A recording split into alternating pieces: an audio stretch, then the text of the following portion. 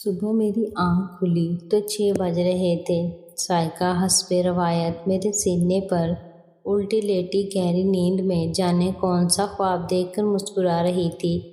میں نے ہاتھ لمبا کر کے مہوش کی گال پر تھپکی دی۔ وہ جاگنے لگی تھی۔ میں نے آواز دی، مہوش کالج کی تیاری کر لو۔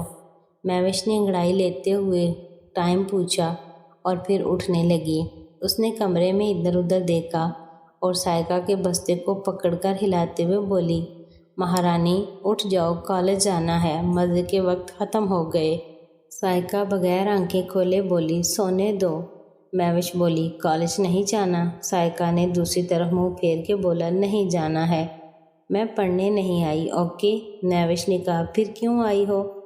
سائقہ آنکھیں کھولتے ہوئے میرے چہرے کی طرف دیکھ کر بولی، اپنے جانوں کے لیے آئی ہوں۔ مہوش کالج یونیفارم اٹھا کر باتھ روم میں چلی گئی اور سائقہ بھی تیاری کرنے لگی۔ جاتے وقت سائقہ نے اپنا پورا سامان سنبھال لیا اور کمرے کے ساتھ باتھ روم میں نظر ڈال کر بیڈ کی چادر درست کی اور بیڈ کے نیچے پڑے کپڑے کو شاپر میں ڈال کر اٹھا لیا۔ ناشتہ کرنے کے بعد میں نے انہیں وقت پر کالج پہنچا دیا۔ ہماری یہ روٹین بن گئی۔ ایک ہفتے میں ان کو اپنے پاس رکھتا اور اگلے ہفتے ان کے ساتھ سائقہ کی بستی چلا جاتا تھا۔ شاکرہ سے شادی کے بعد سے ہی میری روٹین تھی کہ میں ہفتہ اور اتوار کے روز اپنی زمینوں کی طرف چلا جاتا تھا، جہاں میں فصلوں کا جائزہ لیتا اور مزدوروں سے حساب کتاب کرتا اور مسائل حل کرتا، اور ہفتے کے یہ 2 دن شاکرہ اپنی امی کے گھر ہوتی تھی کیونکہ میرا واپسی کا کچھ پتہ نہیں چلتا تھا۔ لیکن ان دنوں زمینوں کی طرف میرا جانا تقریباً ختم ہو چکا تھا۔ ہاں، شہر سے نزدیک والی اراضی کا چکر لگا لیتا تھا، وہ بھی ہفتے کے کسی دن۔ یہ سلسلہ 6 ماہ جاری رہا۔ اس روز میں اپنے دوست سے اس کا کاروبار کا حساب کتاب کر رہا تھا، جو تقریباً 6 ماہ پہلے اس سے اشتراک میں شروع کیا تھا۔ کاروبار ان 6 ماہ میں بہت اچھا چلا تھا، لیکن ان کے بھائیوں کی طرف سے مسائل آنے پر میں نے کاروبار سے علیحدگی اختیار کر لی۔ اس سے کاروبار کا حساب کتاب کرتے وقت میں نے ایک مقامی اخبار میں شائع ایک خبر کو دیکھ کر اخبار اٹھایا اور اس خبر کو تفصیل سے پڑھا۔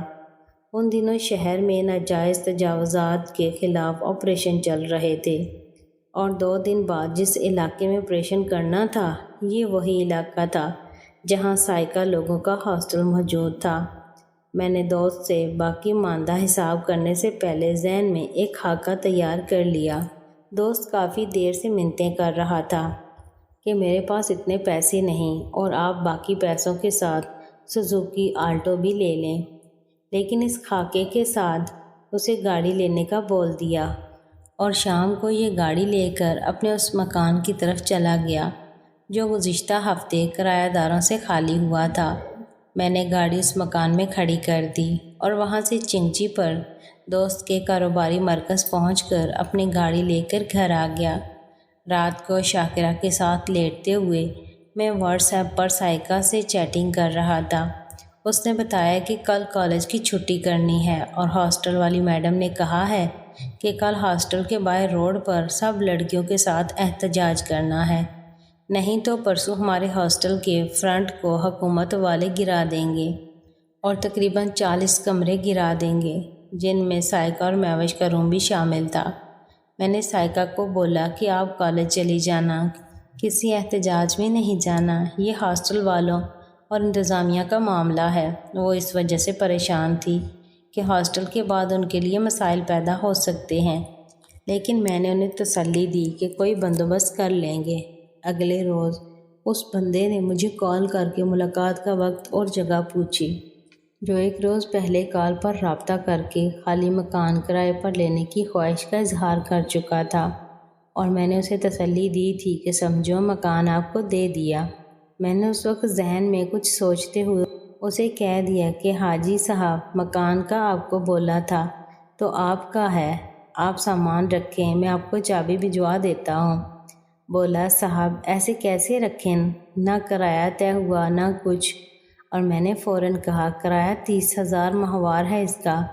وہ کانپتی آواز میں بولا، صاحب آپ کا مکان اب تک 10,000 ماہوار پر چل رہا تھا، اب آپ کیا کہہ رہے ہیں؟ میں نے کہا حاجی صاحب بس ان کرایہ داروں سے کچھ خاندانی تعلق تھا اس لیے، اب بندہ ہر کسی سے اس طرح نہیں کر سکتا۔ بولا مجھے معلوم ہے سب، پھر بھی میں 15,000 دے سکتا ہوں۔ میں نے کہا نہیں حاجی صاحب 30 سے کم نہیں دے سکتا۔ وہ بولا بس یہ کہو کہ آپ مکان مجھے دینا نہیں چاہتے۔ میں نے مسکرا کر کال منقطع کر دی۔ اگلے روز صبح سویرے سائقہ کی کال آنے لگی تھی۔ میں کمرے سے باہر نکل گیا اور کال اٹینڈ کر لی۔ سائقہ پریشانی سے بولی کہ سب سامان پیک کر رہے ہیں، آج ہاسٹل کو گرا دیا جائے گا۔ میں نے سائقہ سے کہا کہ آپ کالج کی تیاری کر لو اور اپنا سامان پیک کر لو، میں پہنچ رہا ہوں آپ کے پاس۔ میں نے کپڑے بدلے اور کچھ دیر بعد ہاسٹل کے باہر پہنچ گیا۔ اس وقت ہاسٹل سے کچھ پہلے پولیس کی بھاری نفری کے ساتھ ضلع انتظامیہ اپنا آپریشن شروع کر چکی تھی۔ ڈگی میں سامان بھر کر میں ان کو وقت پر کالج چھوڑ کر آگے نکل گیا۔ مہوش زیادہ پریشان تھی، جبکہ میرے مطمئن چہرے سے اندازہ لگا کر پرسکون ہو گئی تھی۔